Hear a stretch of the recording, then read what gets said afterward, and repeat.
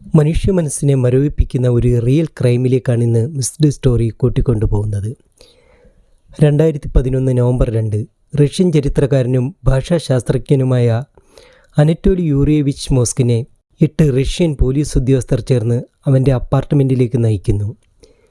എന്താണ് സംഭവിക്കുന്നതെന്നറിയാതെ അയൽവാസികൾ അവിടേക്ക് എത്തി നോക്കുന്നു. മോസ്കിനും അദ്ദേഹത്തിൻ്റെ മാതാപിതാക്കളും മാത്രമാണ് ആ അപ്പാർട്ട്മെൻറ്റിൽ താമസിച്ചിരുന്നത്. മാതാപിതാക്കളാവട്ടെ അയൽക്കാർക്ക് പ്രിയപ്പെട്ടവരും. മകൻ്റെ ചില വിചിത്ര സ്വഭാവങ്ങൾ കാരണം അവർ പലപ്പോഴും അവനെ വിട്ട് യാത്രയിലായിരിക്കും. പത്രസ്ഥാപനത്തിലെ കോളമെഴുത്തുകാരൻ കൂടിയായ മോസ്കിൻ്റെ മുറിയിൽ കടന്ന പോലീസ് അമ്പരന്നു. പുസ്തകങ്ങളും പേപ്പറുകളും അടുക്കി വച്ചിരിക്കുന്ന ഷെൽഫുകളിലും സോഫകളിലും ഒക്കെ നിരവധി പാവകൾ. അസാധാരണ വലുപ്പമുള്ള പാവകളിൽ നിന്നും ദുർഗന്ധം വമിച്ചിരുന്നു. മുറിയിൽ പാവകൾ നിർമ്മിക്കുന്നതിനുള്ള സാമഗ്രികളും ചായക്കൂട്ടുകളും അണിയിച്ചൊരുക്കുന്നതിനുള്ള വസ്ത്രങ്ങളും സൂക്ഷിച്ചിരുന്നു. മുറിയിൽ കണ്ടെത്തിയ പാവകളുടെ ഉള്ളിൽ നിന്നും വമിക്കുന്ന ദുർഗന്ധവും പാവകളുടെ കൈകാലുകളിൽ ചുറ്റിയിരുന്ന കനത്ത തുണിയും പോലീസിന് സംശയമുളവാക്കി. എതിർപ്പിനിടയിലും പാവകൾ തുറന്നു പരിശോധിച്ച പോലീസ് ഉദ്യോഗസ്ഥർ നടുങ്ങിപ്പോയി. ഓരോ പാവകൾക്കുള്ളിലും ഓരോ പെൺകുട്ടികളുടെയും ഉണങ്ങിയ മൃതശരീരങ്ങൾ. അത്യപൂർവമായ ഒരു കുറ്റകൃത്യത്തിൻ്റെ ചുരുളഴിയുകയായിരുന്നു.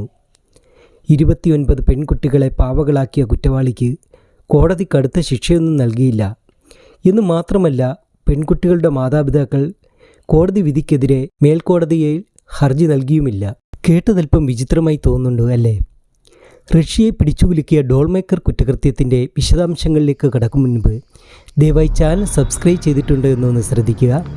ഇല്ലെങ്കിൽ ചാനലൊന്ന് സബ്സ്ക്രൈബ് ചെയ്യുക. വീഡിയോ തീരും മുൻപ് വീഡിയോയ്ക്ക് ലൈക്ക് രേഖപ്പെടുത്താനും അഭിപ്രായങ്ങൾ അറിയിക്കുവാനും മറക്കാതിരിക്കുക. മോസ്കിൻ്റെ അപ്പാർട്ട്മെൻറ്റിലേക്ക് വൻ പോലീസ് സംഘവും മാധ്യമപ്രവർത്തകരും എത്തും വരെ അയൽക്കാർക്ക് സംഭവിച്ച എന്തെന്ന് ഒരു രൂപവും കിട്ടിയിരുന്നില്ല. അല്പം വിചിത്ര സ്വഭാവങ്ങളുണ്ട് എന്നതൊഴിച്ചാൽ മോസ്കിനെക്കുറിച്ച് അയൽക്കാർക്ക് എതിരഭിപ്രായങ്ങളൊന്നുമില്ലായിരുന്നു. ഏറെ നാളായി അപ്പാർട്ട്മെൻറ്റ് പരിസരത്ത് ചെറിയ ദുർഗന്ധം വമിച്ചിരുന്നു എങ്കിലും മോസ്കിൻ്റെ കുടുംബത്തെ ആരും സംശയിച്ചിരുന്നില്ല എന്നു മാത്രമല്ല, മറ്റ് അയൽക്കാർക്ക് മേൽ അവർ കുറ്റം ആരോപിക്കുകയും ചെയ്തിരുന്നു. പോലീസിൻ്റെ വിശദമായ പരിശോധനയിൽ മോസ്കിൻ്റെ വീട്ടിൽ നിന്നും 29 മൃതദേഹങ്ങൾ പാവകൾക്കുള്ളിൽ നിന്നും പുറത്തെടുത്തു. 15 മുതൽ 25 വയസ്സുവരെ പ്രായമുള്ള യുവതികളുടെ മമ്മിഫിക്കേഷൻ ചെയ്ത് ഉണങ്ങിയ മൃതശരീരങ്ങളായിരുന്നു പാവനിർമ്മാണത്തിന് ഉപയോഗിച്ചതിലധികവും. ഏറെ ആശ്ചര്യജനകമായ കാര്യം, മകൻ പാവകൾ നിർമ്മിക്കുകയും അവയുടെ കൂടെ ജോലി ഒഴിവുള്ള സമയം ചിലവഴിക്കുകയും ചെയ്യുന്നു എന്നതിൽ കവിഞ്ഞ് അവയ്ക്കുള്ളിൽ മൃതശരീരങ്ങളാണ് എന്ന് അവൻ്റെ മാതാപിതാക്കൾ പോലും അറിഞ്ഞിരുന്നില്ല എന്നതാണ്. പാവകൾക്കുള്ളിൽ നിന്നും വരുന്ന ചെറിയ ദുർഗന്ധം പാവനിർമ്മാണത്തിലുള്ള മകൻ്റെ വൈദഗ്ധ്യക്കുറവിൽ സംഭവിക്കുന്നതാവാം എന്നായിരുന്നു അവർ കരുതിയിരുന്നത്. വിചിത്ര സ്വഭാവത്തോടെ മകൻ ഒപ്പമിരുത്തി ഊട്ടുകയും കാർട്ടൂൺ കാണുകയും പാട്ടുപാടി ഉറക്കുകയും ഒക്കെ ചെയ്തിരുന്ന പാവകൾക്കുള്ളിൽ മനുഷ്യ ശരീരങ്ങളായിരുന്നു എന്നത് അവരെ സ്തബ്ധരാക്കി. ബുദ്ധിമാനായ മോസ്കിൻ ആർക്കും സംശയം തോന്നാതിരിക്കുവാൻ പാവകൾക്കുള്ളിൽ മ്യൂസിക് പ്ലെയറുകളും ഘടിപ്പിച്ചിരുന്നു. ആരെങ്കിലും പാവകളെ സ്പർശിച്ചാൽ അവ സംഗീതം ആലപിക്കുന്ന രീതിയിലായിരുന്നു അവ ക്രമീകരിച്ചിരുന്നത്. പോലീസുകാരും പിന്നീട് സാക്ഷ്യപ്പെടുത്തുകയുണ്ടായി. മാതാപിതാക്കളുടെ വിവരണത്തിൽ നിന്നും മോസ്കിൻ ഓരോ പാവകൾക്കും പേരിടുകയും അവരുടെ ജന്മദിനങ്ങൾ ആഘോഷിക്കുകയും ചെയ്തിരുന്നു. ഉപ്പും ബേക്കിംഗ് സോഡയും ഉപയോഗിച്ച് മൃതദേഹങ്ങൾ എംബാം ചെയ്യുന്നതിന് ശേഷമാണ് പാവനിർമ്മാണത്തിന് ഉപയോഗിച്ചിരുന്നത്. അതിനാൽ തന്നെ അസഹ്യമായ ദുർഗന്ധമൊന്നും അതിൽ നിന്നും ഉണ്ടായിരുന്നില്ല. തന്നെയുമല്ല, പാവകൾക്ക് മുട്ടോളം എത്തുന്ന ബൂട്ടുകളും സോക്സുകളും ഒക്കെ ധരിപ്പിച്ചിരുന്നു. കണ്ണുകളുടെ സ്ഥാനത്താവട്ടെ വലിയ ബട്ടണുകൾ തുന്നിച്ചേർക്കുകയും കടും നിറത്തിലുള്ള വിവാഹ വസ്ത്രങ്ങളും മറ്റും ധരിപ്പിക്കുകയും ചെയ്തിരുന്നു. മനുഷ്യരൂപത്തിൽ മാത്രമല്ല, കുട്ടികളുടെ പ്രിയപ്പെട്ട ടെഡിബെയറിൻ്റെ രൂപത്തിൽ പോലും പെൺകുട്ടികളെ മാറ്റിയിരുന്നു. കണ്ടെടുത്ത മൃതദേഹങ്ങളിൽ 12 വയസ്സുള്ള പെൺകുട്ടിയുടെ ബോഡിയും ഉൾപ്പെട്ടിരുന്നു. വിശദമായി ചോദ്യം ചെയ്യലിൽ മോസ്കിൻ്റെ ഈ ക്രൂര വിനോദത്തിന് പിന്നിലെ മറ്റൊരു ക്രൂരതയുടെ ചുരുളഴിയുകയായിരുന്നു.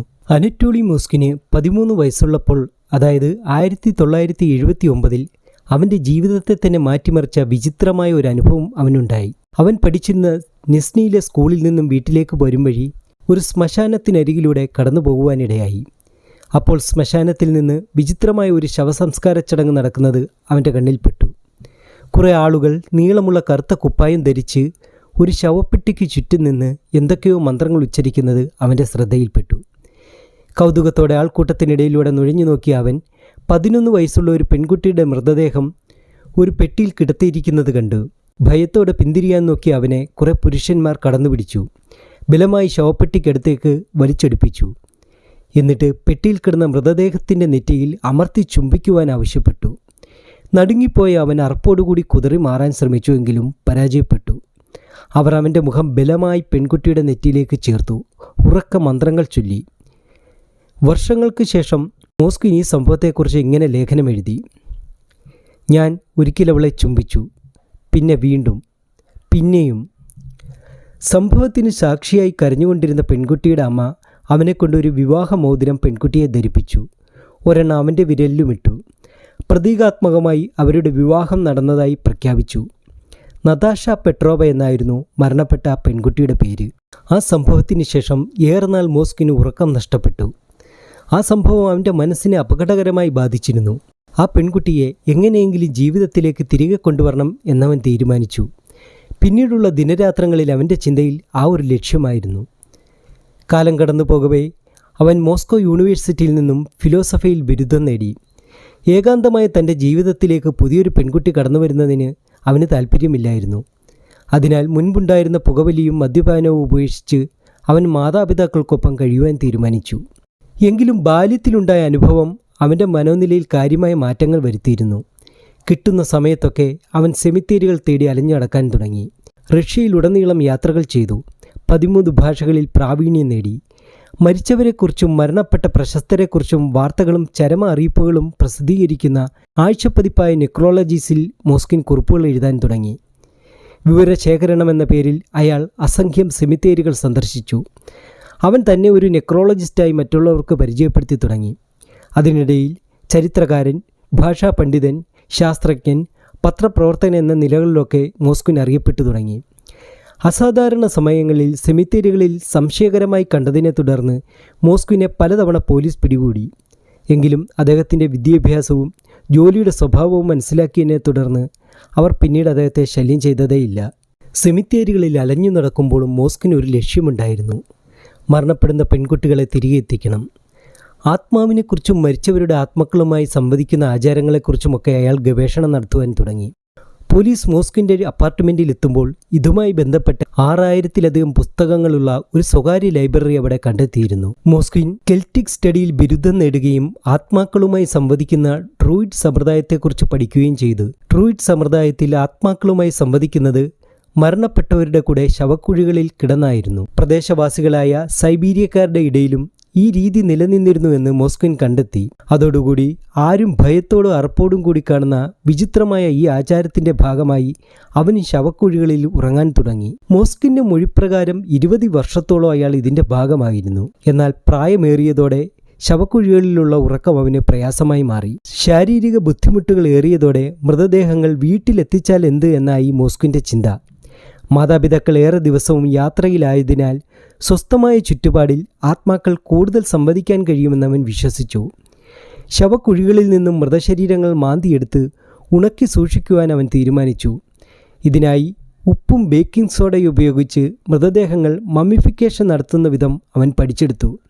ഈർപ്പരഹിതമായ ചുറ്റുപാടിൽ ഇങ്ങനെ ഉണക്കി ഒളിപ്പിച്ച മൃതശരീരങ്ങൾ വീട്ടിൽ മാതാപിതാക്കൾ ഇല്ലാത്ത അവസരങ്ങളിൽ അവൻ തൻ്റെ അപ്പാർട്ട്മെൻറ്റിലേക്ക് മാറ്റി തുടങ്ങി. ആദ്യമൊക്കെ മൃതദേഹങ്ങൾ മാതാപിതാക്കൾ അറിയാതെ ഒളിപ്പിക്കുക ശ്രമകരമായിരുന്നു. അതിനവനൊരു ഉപായം കണ്ടെത്തി. വലിയ പാവകൾ നിർമ്മിക്കുന്ന വിദ്യ അവൻ പഠിച്ചെടുത്തു. ഒരുപാട് ബുക്കുകൾ റെഫർ ചെയ്തു.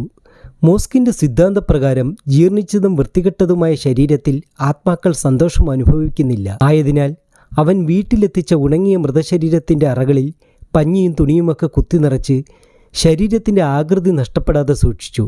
ശരീരത്തിൽ പാവനിർമ്മാണത്തിനുള്ള ദ്രവങ്ങൾ പുരട്ടി മുഖത്ത് ചായക്കൂട്ടുകളാൽ മേക്കപ്പ് ചെയ്ത് തലയിൽ വിഗ്ഗുകൾ ഘടിപ്പിച്ച് വർണ്ണവസ്ത്രങ്ങൾ ധരിപ്പിച്ചും പാവകളെ മാതാപിതാക്കൾക്ക് മുൻപിൽ പ്രദർശിപ്പിച്ചു.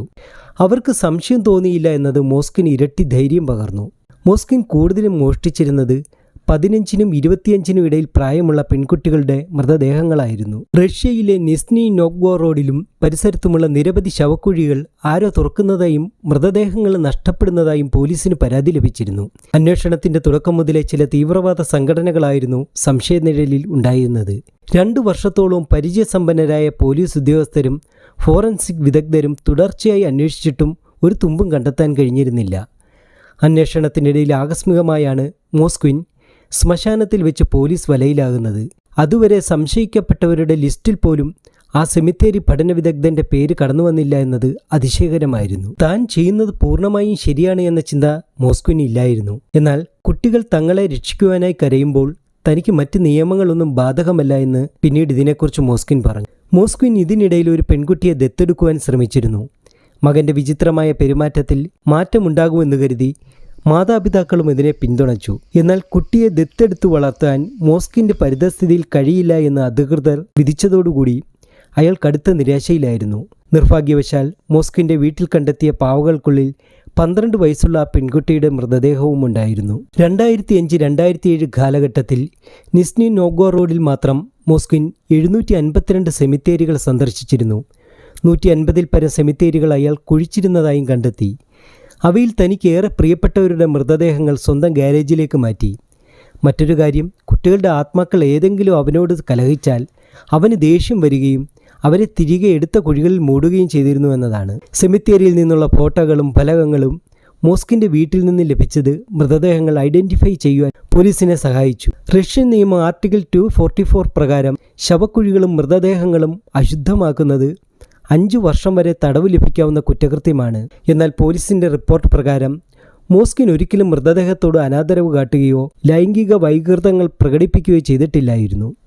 പെൺകുട്ടികളുടെ ദേഹമടങ്ങിയ വലിയ പാവകൾ തൻ്റെ മക്കളാണെന്നും അവരെ ജീവിപ്പിച്ച് മാതാപിതാക്കളെ ഏൽപ്പിക്കുന്നത് തൻ്റെ കടമയാണെന്നും മോസ്കിൻ കരുതി. പിടിച്ചെടുത്ത മൃതദേഹങ്ങൾ തിരികെ കുഴിയിൽ മറവ് ചെയ്യരുതെന്ന് അദ്ദേഹം പോലീസിനോട് അപേക്ഷിച്ചു. സ്വന്തം മക്കളെ തണുത്ത കുഴികളിൽ ഉപേക്ഷിച്ചു പോയ മാതാപിതാക്കൾക്ക് അവരുടെ മേൽ ഒരവകാശവും ഉന്നയിക്കാൻ കഴിയില്ല എന്ന് അയാൾ പറഞ്ഞുവെച്ചു.